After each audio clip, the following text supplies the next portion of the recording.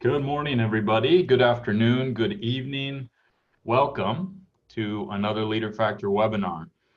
We'll get everybody in the next 2 minutes or so, and then we'll get kicked off. So first thing I want to hear is if you can hear me and if you can see me, go ahead and put a yes in the chat. If you can hear me and see me, yes in the chat. Nice. Micah, Kimberly, Michael, Jean, Donna, love it. Next thing, in the chat, where are you from? We always love doing this. Go ahead and put where you're from and industry if you want to. Kenosha, Richmond, Massachusetts, San Rafael. Dean, good to see you. Jane, good to see you. We got a lot of repeats. Emily, Colin from Salt Lake, San Francisco, Rancho Cucamonga, London, Ottawa, Pam from the UK, Catherine. Wow. Portland, Carrie, Philippines. Philippines. I love Philippines again. Abu Dhabi. Wow. This is great. Good. We've probably got 15, 20 countries so far. That's pretty neat. Yeah. Tucson, this is great. Okay, so while people are coming in, I'm going to go ahead and start off with just some housekeeping items. First thing, chat box. When you put anything in the chat, it's going to ask you if you want to send it to all panelists or panelists and attendees. If you want it to go to everybody, go ahead and make sure that it says panelists and attendees. That will allow everybody to see your comments. And the dialogue is always super rich in the chat, so go ahead and take advantage of that. You're definitely going to want to have that window up. There's a lot of stuff that's going on in the chat that's really good behind the scenes, so go ahead and pull that up. Next thing, this will be recorded. And one of the differences this week, as opposed to some of the previous webinars, all of the recordings will be hosted on our website. So instead of going to YouTube or tracking down the email that came in from the past, you can go right to our website, leaderfactor.com/webinars and leaderfactor.com/blog.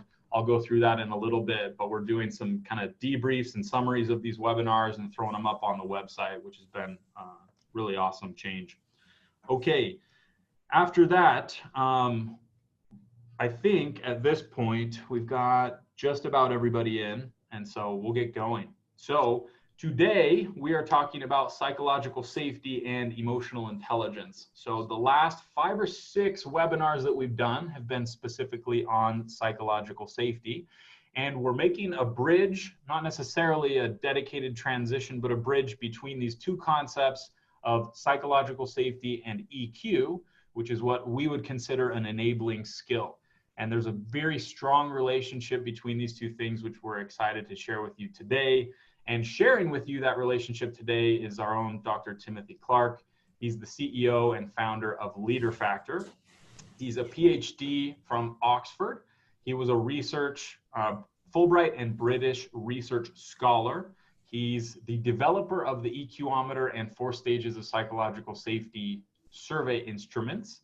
And he's also the author of the 4 stages of psychological safety. You may have seen that book recently, and we'll talk a little bit about that today.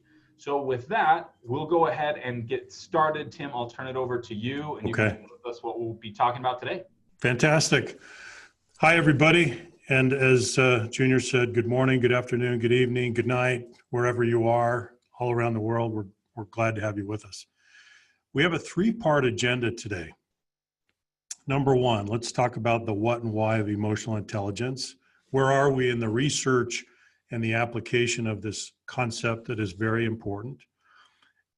Fixed trait versus learnable skill.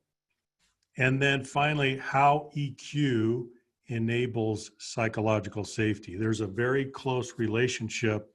It's actually a cause and effect relationship between these two concepts. And we want to talk about that.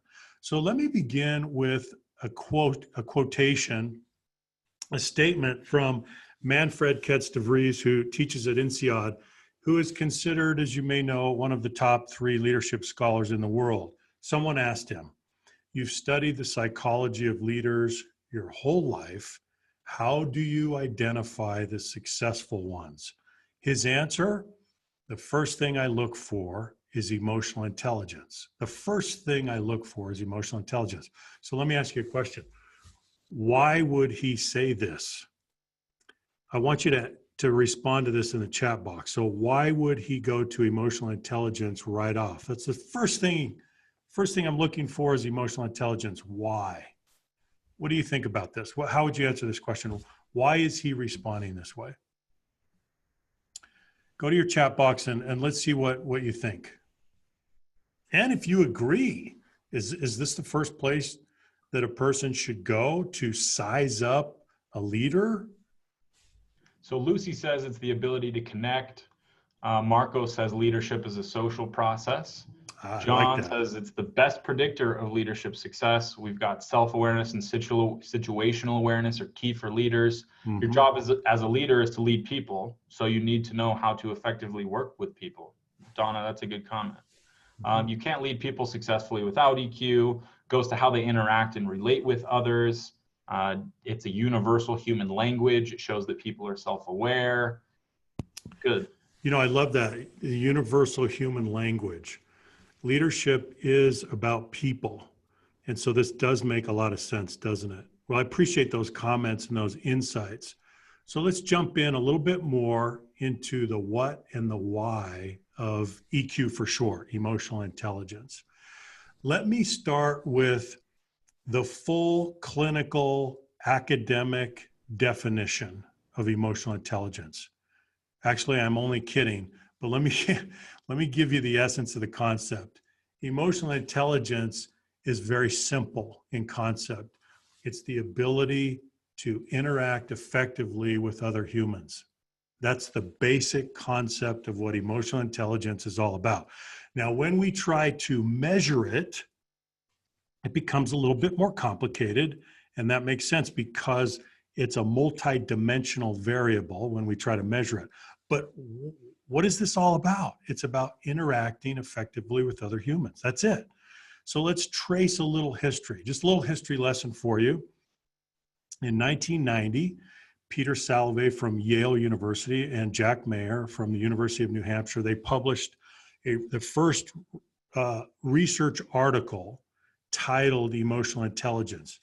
And that put emotional intelligence on the research agenda for scholars and researchers all around the world. And as you know, it's exploded since then. In 95, Goleman published his book, Emotional Intelligence. He was a science writer for the New York Times, but he is trained as a psychologist, and that captured the imagination of people around the world.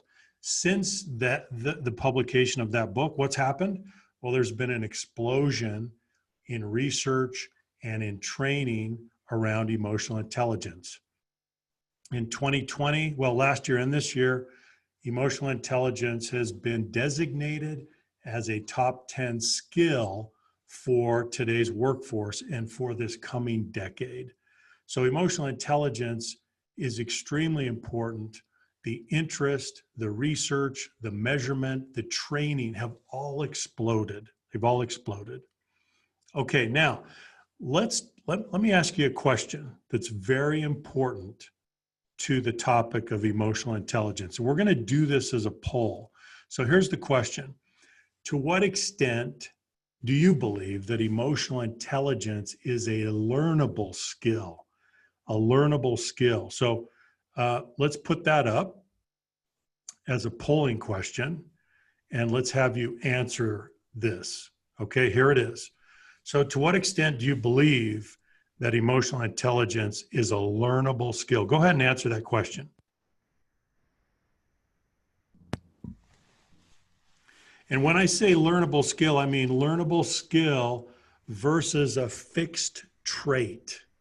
In psychology, we differentiate between those two things, learnable skill versus fixed trait. To what extent do you believe it's a learnable skill? Go ahead and answer that. And go ahead and make sure that you're answering the poll itself. You can throw your answers in the chat and that's fine, but if you want them reflected in the data, then you're going to want to make sure it's in the poll itself. So I'm going to go ahead and close this out in about 10 seconds. Okay. I think a lot of you could guess this. Here we go. Okay. What do we got? Okay, interesting. So take a look at these data, everyone. Isn't that fascinating? So most of you Well, 34% said 100%. Okay, but you can see that the data, right, is skewed toward learnable skill in a pretty fundamental way. Now, this is very consistent with the research. The research says, and most behavioral scientists will now agree, that emotional intelligence is what we call a non-cognitive learnable skill. Now, it doesn't mean it has to be 100% learnable, and there's still a lot of debate and controversy about how much you can learn it, right? Because core disposition and temperament seem to be relatively fixed over time. But there's a huge portion of this that really is learnable. And how do we know that? We know that based on studies that have been done with children, with adolescents, with young adults, and with even seniors. So we have a lot of evidence that it is learnable. As I said, a learnable skill is something that you can change and improve through focus, practice, and ongoing effort. Now, here's another distinction that we need to make then. If it is learnable, even if it's 60 or 70% learnable, then that means there's a giant opportunity for you and me to get better. So what we now can conclude is that EQ is not personality. Now, do the two overlap? Do the two bleed into each other? Yes, they do. Yes, they most certainly do. But they're not exactly the same. There is this huge opportunity based on emotional intelligence as a learnable skill. So what we have then, if we were to kind of graphically portray this, we have personality and the fixed trait portions of personality in the middle, and then they're surrounded by emotional intelligence as a learnable skill. That's the opportunity portion of this equation. Okay, now, so let's talk about another way to frame emotional intelligence. Emotional intelligence is what we like to call your delivery system. So in other words, your EQ delivers your IQ. But when I say IQ, I mean that in broad terms. All of your skills, your knowledge, your experience, your competence. Your EQ is your delivery system. The reason it's so important is because what if your delivery system is underdeveloped? What if it's not very good? Then you're going to have a hard time creating and delivering the value that you're capable of because your delivery system isn't what it could be. Okay, so now let's think about this. We all have a supervisor or a boss, and I want you to think about the way the delivery system, the emotional delivery system of your direct supervisor affects you as an individual. So I'm going to ask you another question, and we're going to do this as a polling question. Here's the question. We're using a 10-point scale where 1 is low, 10 is high. How would you rate the emotional intelligence of your direct supervisor? Now, this, of course, is all confidential and anonymous, so please be honest. How would you rate his or her EQ? Go ahead and put these ones in the chat, not a poll, chat. Okay. Okay.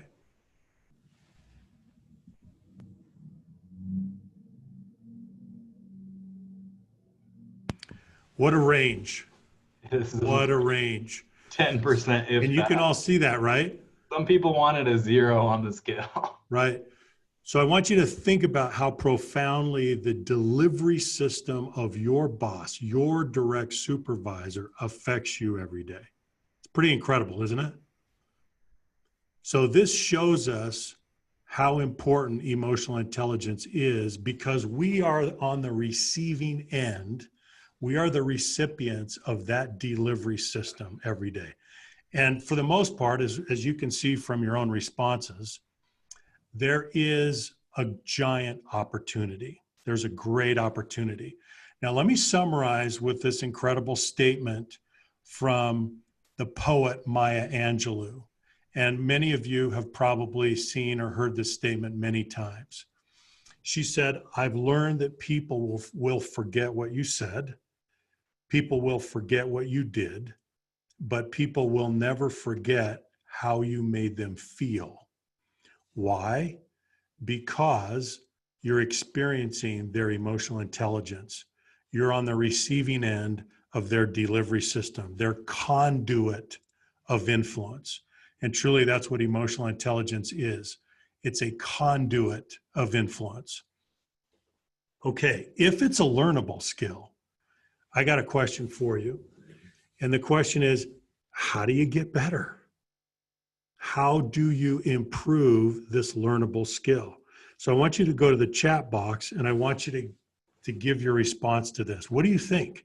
How do you get better? If it is learnable, and we all pretty much agree that a big portion of it is learnable, how do you get better? Let's go through some of this feedback, Junior. We've got ask for feedback as the first one. We're getting a lot of those. Consistent effort and guidance. Thomas says practice, feedback, and journaling. I like journaling. Journaling. Yeah. Susan, study, demonstrate vulnerability, and practice. John says assess and then focus on a particular EI dimension. That's absolutely true. Patrick says take the focus off oneself and turn to others. Matt says understand your baseline, bring it from unconscious to conscious. Good. Catherine says 360 feedback. Yep. So there's a lot of this third-party feedback that's an important part of this that people are kind of catching on to. Yeah. And breaking it down. We're getting a lot of people saying you need to focus on something specific. Awareness and continuous feedback and reinforcement. Okay. Brooke says, for me, it starts with mindfulness. Slow down enough to actually feel and know what I feel. I relate to that. A lot of times you're going so fast, you don't have, at least you feel like you don't have enough time to really crack yourself open and see what's going on. Yeah, that's a really good one. Lois says pause. I like it. So let's pull out themes here because there's some common elements. So one is that you've got to take some time to pause, to reflect, to meditate, right? So you've got to take personal inventory. You've got to do some self-reflection. But the other point is, and this comes through loud and clear in your feedback, and that is that you cannot get better unless you are receiving and examining and reflecting on feedback that you're getting from other people. It's not possible.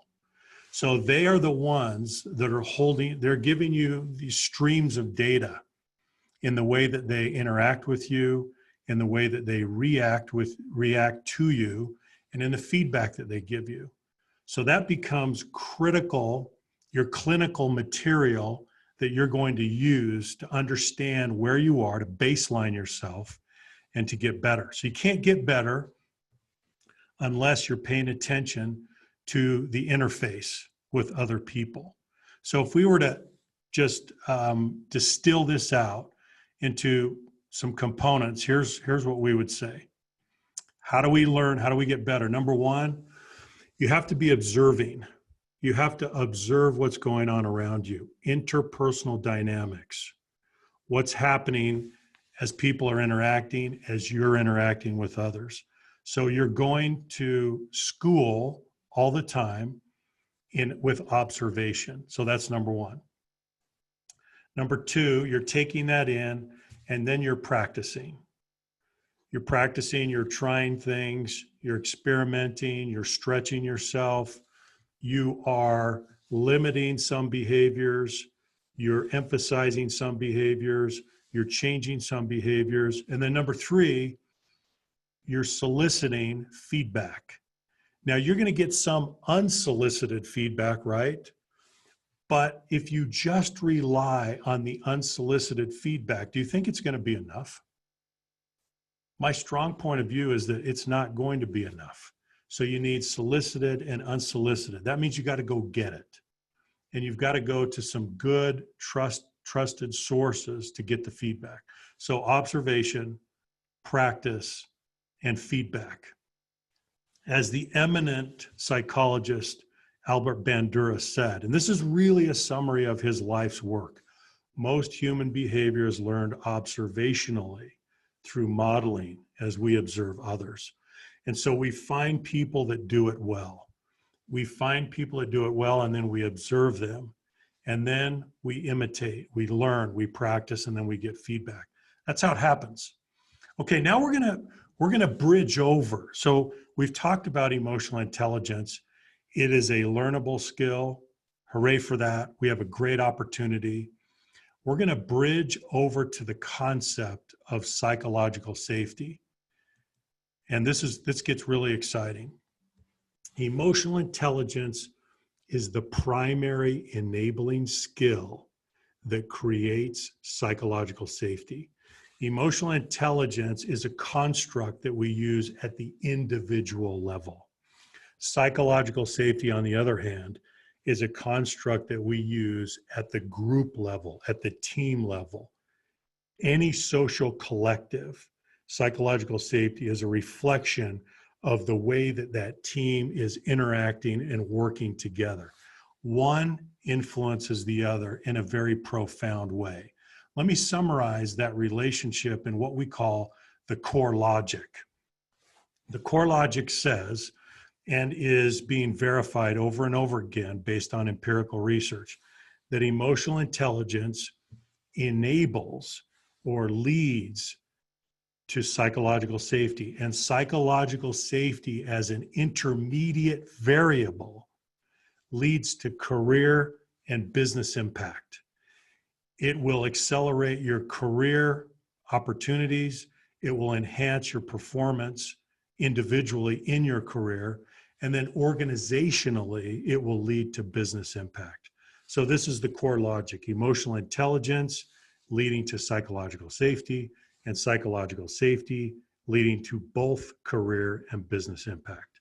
This is the cause and effect relationship that we now see very clearly throughout organizations.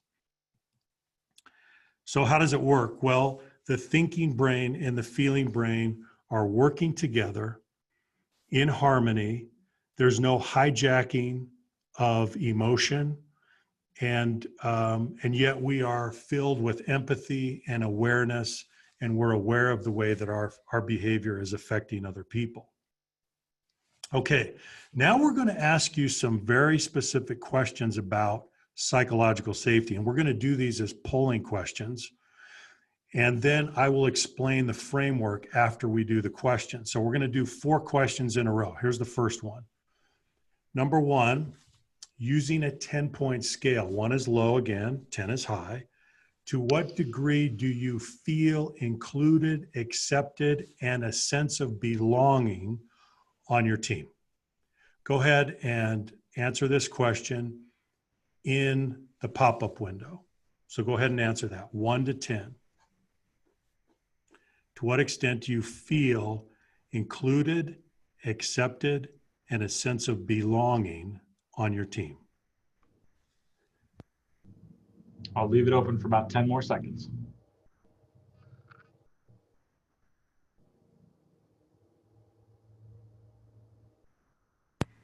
After we get done with these 4 questions, then we're going to pull it together in a framework, and I'll show you how this works. Okay. So here are the results.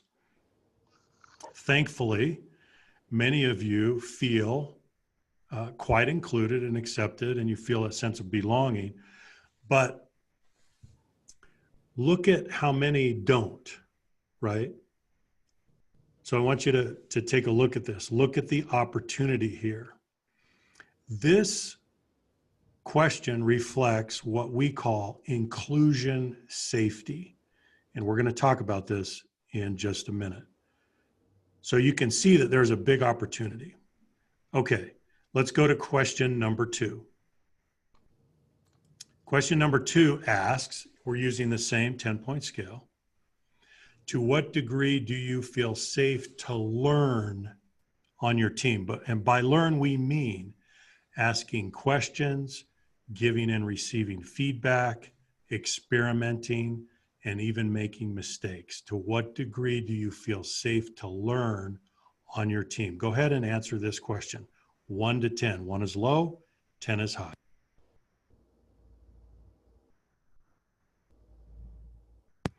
Reflect on this. Just kind of overall, how do you feel? All right, 5 seconds. Okay.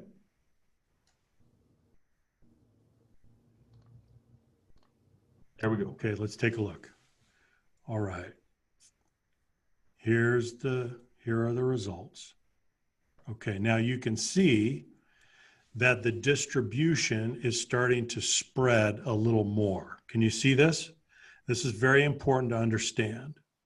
So this second question is a reflection of what we call learner safety. So we began with inclusion safety. This is a reflection of learner safety. And you can see immediately now that the distribution is starting to flatten out.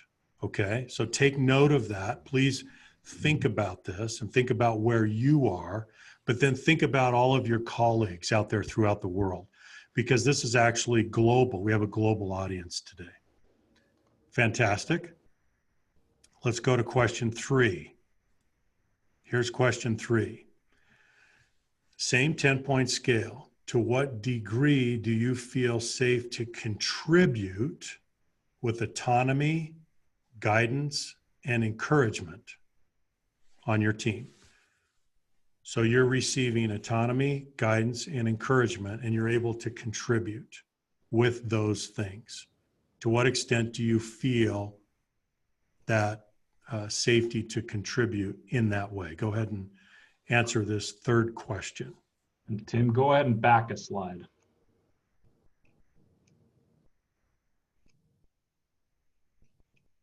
One forward. So this one is about contribution. There we go.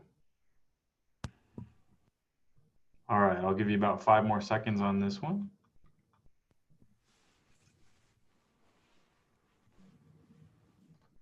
Okay, let's take a look at the results here. Okay. All right. So note the distribution here. Okay. Good. Also, I want to call out a comment. So Janice put in the chat, I think this is an interesting thing. My answers would be quite different if you asked about this within the broader organization or with senior leadership. Sure. Right. Sure. I think that's important to call out. And one of the things that we talk a lot about is macro cultures and subcultures and micro cultures, and the fact that you could have 2 teams that structurally are identical, but could have very, very different cultures depending on the norms of each. And a lot of that's dictated by the leader, which we have and can talk more about. But I think that that's important to understand, that the culture in one piece of the organization is not necessarily reflective of a sister piece in the organization, right? Yeah, very true. It's a very good point from Janice, because culture is context specific. And as Junior said, you will feel a certain level of, for example, safety to contribute in one area versus another, and it will be quite different. And so Nathan very good point. Nathan's like, my answers are skewed because I'm the team leader. Most team leaders think their team is safer than it is, right? That's very true. True. And thank you for being self-aware about that, Nathan, because when we do the 4 stages of psychological safety team survey based on the research in the book, when we do that team survey, we do not include the team leader when we survey the team members, because the team leader almost always skews the data. So we take the team leader out. So very good point, Nathan. Okay, you're ready for the 4th question. Here's the 4th question. Same 10-point scale. To what degree do you feel safe to challenge the status quo as you're working with your team? Now, of course, you could think about the broader, maybe department or functional area or line of business or geography or executive team. Just think about your immediate team for now. Okay. So to what extent do you feel safe to challenge the status quo? Go ahead and answer that question.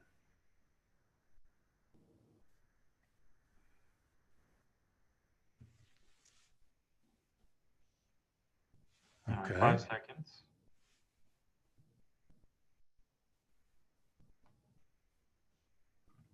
Okay, here we go. Now, what pattern do you notice? So we've gone through 4 questions. Now, so take a look at this distribution here. This one is the last one of the 4. Okay. Now, I want you to think back. So we did inclusion, we did learning, we did contributing, and we did challenging. So do you see a pattern? Do you see differences? Okay, we can close this out. Now I'm going to bring together for you the research framework that we have put together, that we have discovered based on survey research throughout the world. Here is a definition of psychological safety. Psychological safety is not a binary proposition. It's not something that you have or don't have. Obviously, it's a matter of degree, but it's even more than that. It's a stage-based phenomenon, and it means that you can do 4 things. Number 1, you can feel included. Number 2, you can feel safe to learn. Number 3, you feel safe to contribute. And number 4, you feel safe to challenge the status quo.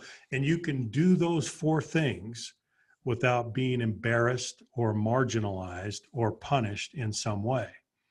This is the natural progression of the 4 stages of psychological safety. So let me see if I can highlight here. Psychological safety is a function of 2 things. Number 1, respect. The respect that you're receiving from your supervisor and from your colleagues. And then number 2 is permission. You'll see this on the horizontal axis. Permission means permission to, number 1, be yourself. So let me just share with you, and you'll see this in the Forbes article that I published this week.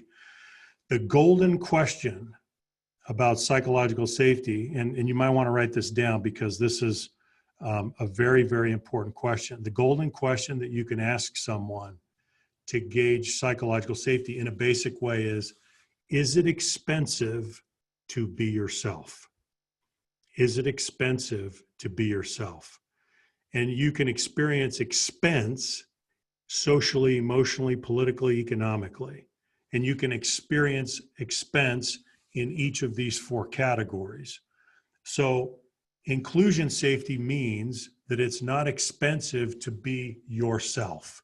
You can show up and be who you are, and you don't feel inhibited or anxious in doing that. That is stage 1 psychological safety. It is the foundation. If that's not in place, you don't pass go, because one stage builds on the next based on the pattern of human needs. So after inclusion safety, the next natural human instinct is to look around and say, what's going on? I need to learn about the team, the group, what we're doing here, why we exist, and what I can do to be a full-fledged contributing member of the team. So the next natural stage is learner safety. And then we go to stage 3, contributor safety. And that is based on the next natural instinct, which is once we learn, once we gain and acquire skills and knowledge and competency, what do we want to do? We want to use it. We want to apply it. We want to contribute. We want to make a difference. So contributor safety builds as the 3rd stage. Then we finally get to stage 4, which is the culminating stage, which is challenger safety. Challenger safety, as I said, means that you feel free and able to challenge the status quo without jeopardizing your personal standing or reputation, without retaliation or retribution. Now, when you get to that level, think about you've climbed the ladder of risk. Your vulnerability and personal exposure is now at the highest level.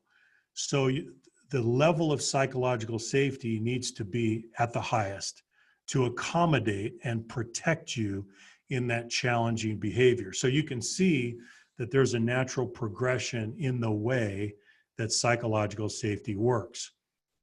How can you have this? You cannot have it unless the people around you are demonstrating emotional intelligence as an enabling skill. If, on the other hand, they're pushing the fear button, what does that do? It triggers your self-censoring instinct, and you will retreat to a mode of personal risk management. Because at any given time, every one of us, we are playing offense or defense. We're somewhere on this continuum of offense to defense. If psychological safety is high, what do? We lean into what we're doing. We contribute with energy and enthusiasm. If psychological safety is low, if it's a fear-based environment, if it's toxic at all or unhealthy, we have to move to the defensive end of the spectrum. And we're going to manage personal risk. We're in the mode of self-preservation. And that's a perfectly natural and normal thing to do because we're adaptable creatures. So hopefully now you see the relationship between emotional intelligence leading to psychological safety and being able to nurture that environment. Okay, so let me summarize this discussion with a framework that we use with our clients around the world. So this is a framework that describes the stewardship that we have to each other. You don't even have to be in a formal managerial role. You don't have to have positional power. But the stewardship that we owe to each other is that we need to create high levels of intellectual friction in the organization. Intellectual friction is how we solve problems. It's how we come up with solutions. It's how we innovate. If you think about it, innovation by its very nature is disruptive of the status quo. So we need high levels of intellectual friction in order to perform at the highest level as a team or an organization of any kind, regardless of what sector you're in. You will need high levels of intellectual friction. But here's the problem, and this is always the challenge. When the intellectual friction goes up, what happens to social friction? There's a tendency for the social friction to go up as well. Now, why is that? Well, it's because we're human, we're sensitive, we have egos, we're invested in the status quo.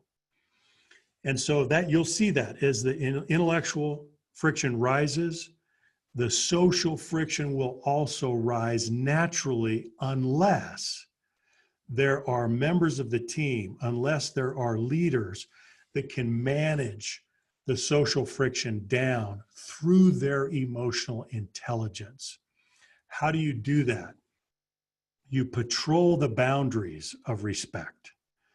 We don't allow personal attacks. We don't allow our dialogue and our discussion to get personal. We don't allow that because if we move over to the personal domain, then the social friction spikes and we can't allow that to happen.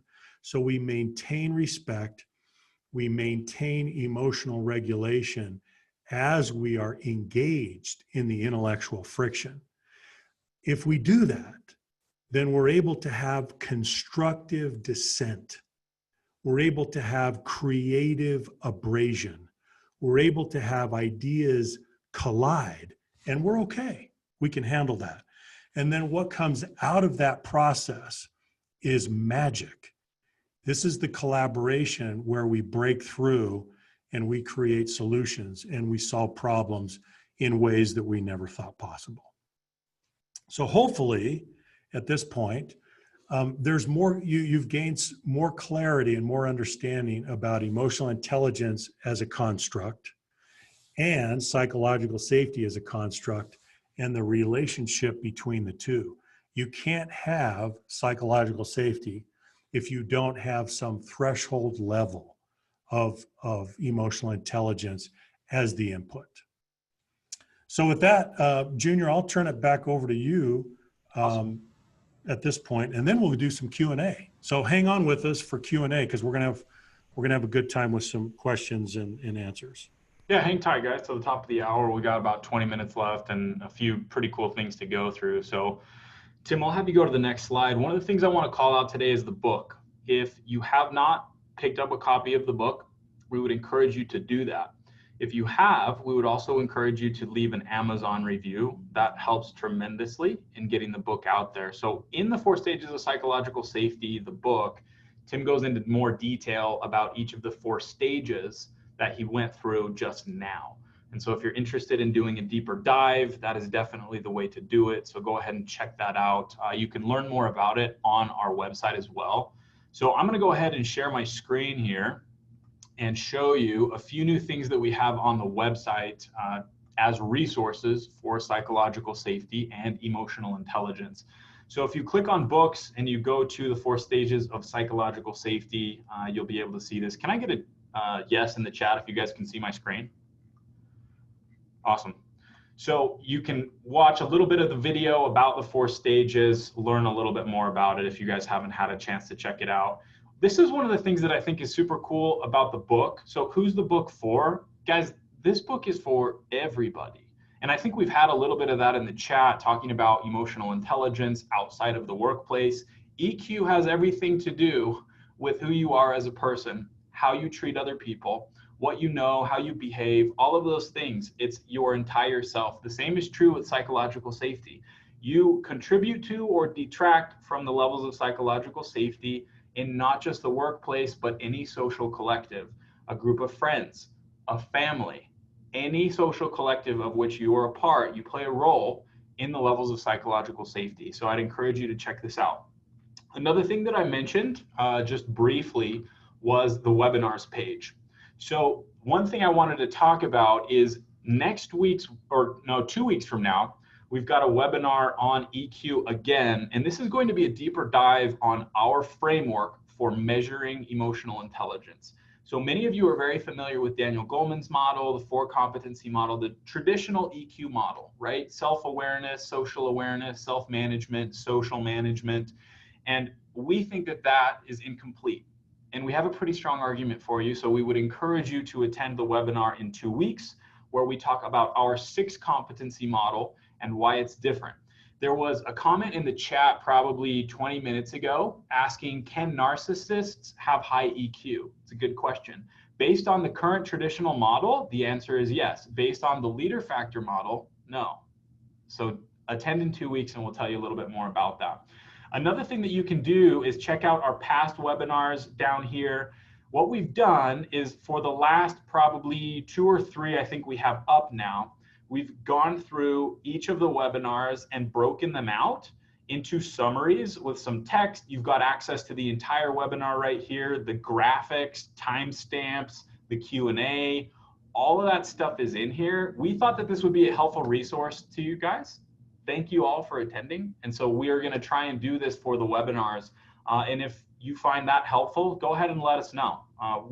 We've found tremendous value in just the community of these webinars and are very grateful for your attendance. We get a lot of people that are coming back and telling us that it's been helpful for them. So if this is true for you, go ahead and check that out. Hopefully that's a helpful resource. I wanted to mention really quickly the certifications. We've got a couple seats left for October 1st for the 4 stages cert, and we've got a few spots open for October 15th. And this is one of the things we were talking about in the team meeting earlier this week about EQometer. So I'm going to show you the EQometer platform. But if you're interested in the content that we went through today and you're interested in EQ in general, we're thinking about opening up a certification similar to the 4 stages cert. A lot of you have done that 4 stages cert. We're interested in opening up one for EQometer in October. And so if you're interested in that, go ahead and go to the contact page and just throw a note in here. We're trying to gauge that, and you'll probably have a better idea after I go through the platform really quickly if that's something you're interested in. But just let us know. So, okay, I'm going to go over to the EQometer platform and show you what this is all about. And if you hang in there, I'm going to tell you how you could get one of 8 licenses to the platform to go ahead and take it for yourself and have a 1-year license to the EQometer platform.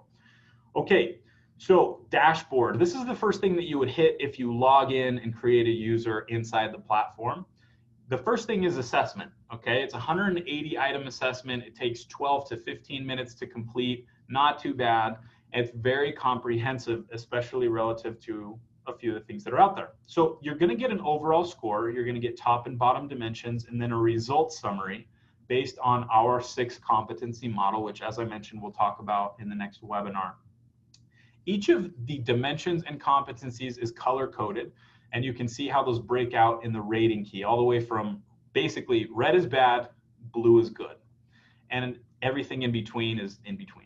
You can go into each of the dimensions and look at definitions, behavioral examples, development tips. We give very practical recommendations for improving each of the dimensions, and we have a curated list of development resources for each of the 30 dimensions. And that's very helpful in an ongoing support type of way to have access to those type of resources that are curated for you.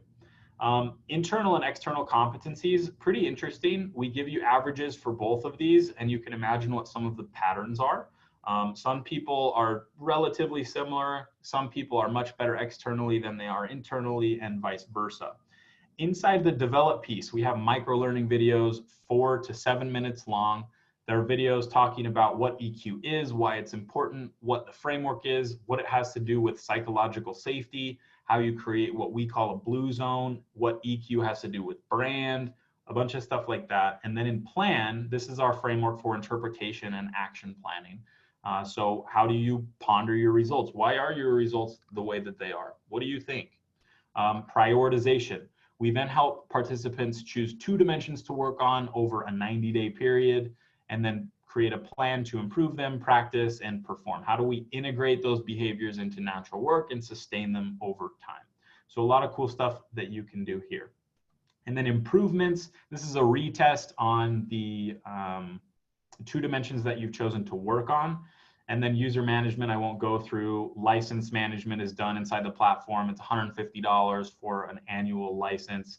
But just wanted to give you guys a little taste of what this platform is. We're going to be going through it in probably 2 or 3 webinars in how to measure emotional intelligence. Pretty similar sequence for this webinar series as we did for the psychological safety series. So hopefully that's helpful to you. Okay, with that, I wanted to bump over to some Q&A, okay? So I'm gonna go ahead and stop the share, and then we'll hop into some Q&A, and I'll invite Tim back on here.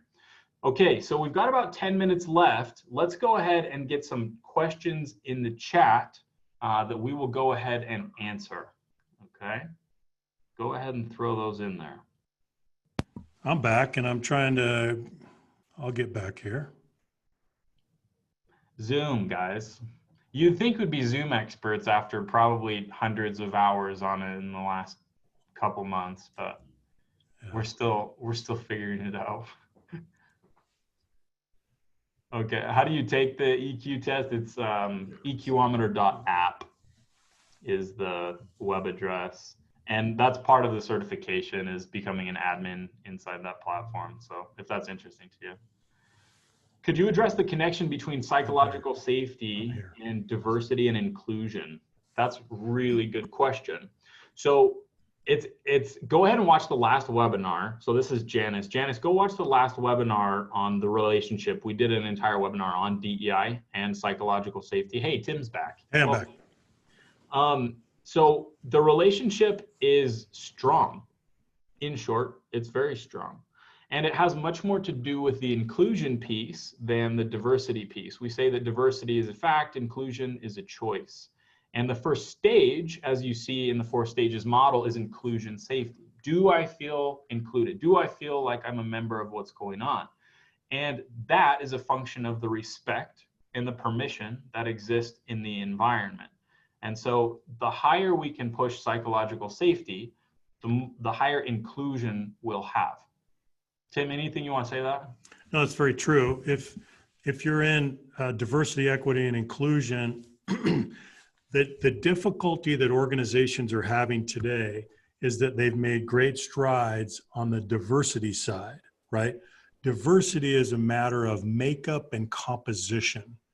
And so many organizations have said, we need to diversify the employee population. And they've done that, and they've made great strides in creating more diversity. But then comes inclusion. Diversity is not inclusion. They're very different things. Inclusion, while diversity is makeup and composition, diversity or inclusion is about beliefs and behavior. And this is where many organizations hit the wall, don't they? They hit the wall because they've diversified, but they can't promote the inclusive behavior. And the biggest reason in our minds is we study what organizations are doing. They're moving from the end of what we call, they start with awareness of differences. So they train people to be aware of differences and then understand differences and then appreciate differences. And then also to be aware of our implicit biases or prejudices that we have. But when you go awareness and understanding and then appreciation, we're having a hard time crossing over to belief and behavior.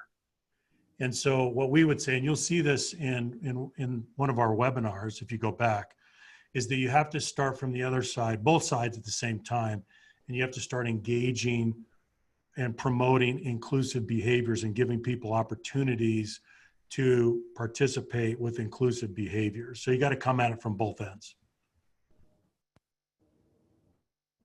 Okay, I agree. We've got, how does high demand, high stress job affect one to maintain high IQ? It's too easy for leaders to revert back when stressed. Oh, great question. Great question. And this is actually in the EQometer. It's embedded in the research or in the survey instrument, because when you're in a pressurized environment, right, what happens is that environment is exerting stress on you. And for most people, their behavior changes under pressure.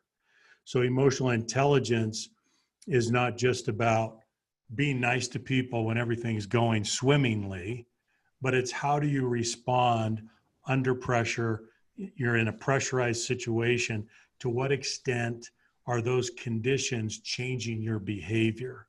And this is where we really have to work hard, because otherwise we can experience, and you've all seen it or experienced or done it, an emotional hijacking or an emotional flooding event, which is what psychologists call it, where your feeling brain takes over your thinking brain and you don't behave well, right? So this is definitely a central part of emotional intelligence.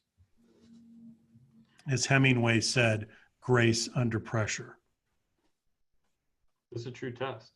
Yeah. How can we effectively train senior leaders to listen as people speak up? That's a golden question, isn't it? Yeah. We get that question a lot. Yeah. You want to take a crack at that, Junior? Yeah, I think, first of all, we have to understand that we can only own our own behavior, right? At the end of the day, we need to understand that. There are a few things that we can do with psychological safety and EQ that we would call bottom up. So instead of top down, it's going to be bottom up. And where you start is in the microculture of a team. So you may not be able to directly affect 2, 3, 4, maybe even one level above you. But as you start to implement the norms and the practices and patterns of psychological safety, even in a peer-to-peer relationship, those things can start to grow. And you can form a microculture even inside of an intact team. And that's important to understand. It only takes 2 or 3 people to start interacting in a healthy, psychologically safe way, where the leader will start to see the results and the fruits of the psychological safety.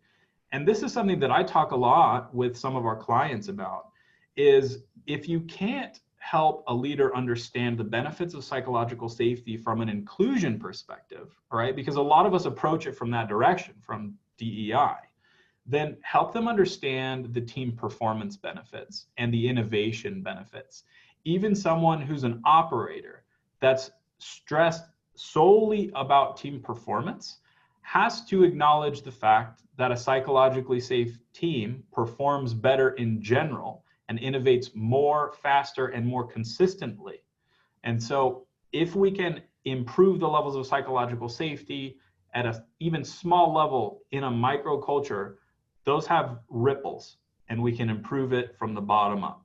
But it's a hard thing. It's a hard thing.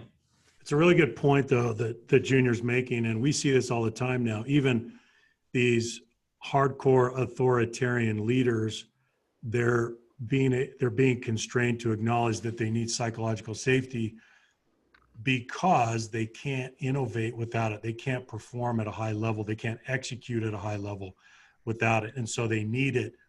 Even though they may not like it very much, they know that they need engaged employees that are collaborating at the highest level.